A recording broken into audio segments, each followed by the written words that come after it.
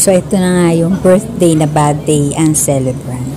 Ano ba naman? Kasi, ay naku, basta kasumikat pa, kaya hayaan na lang. So, ayun na nga. To the rescue ang Mudrakels at walang kaalam-alam. Ang celebrant, kaya sinurpresa na lang dahil wala talaga siyang oras dahil may paso at diretso ensayo pa. Ganun siya kabisi the whole day. So, para maibsan ang kanyang kikil, mas mabuting panoorin nyo na lang po ito. So, dito sa part na to, ay gagayak at ayun na, nakita ko na si Alvin na naglalakad na. Panoorin nyo.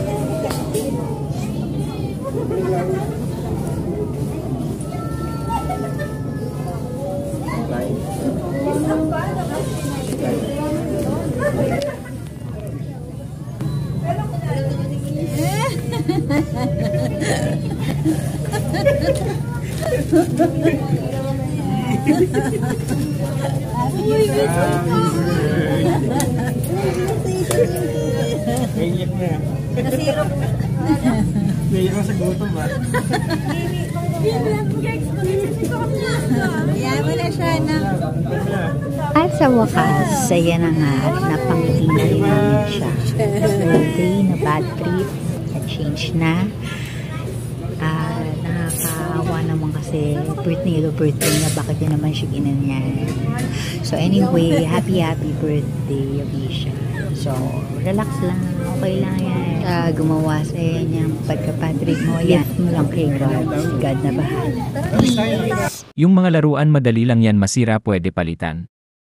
Yung pera na ubos din yan pero pwede pa madagdagan. Pero yung oras na kailangan ka ng anak mo, hindi na yan maibabalik. Hangat ikaw pa yung gusto niya kasama sa lahat ng trip niya, samahan mo.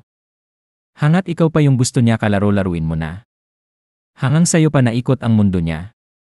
Paglaanan mo na ng oras. Minsan lang sila maging bata, samahan mo na, bigyan sila ng masayang alalala ng pagkabata nila.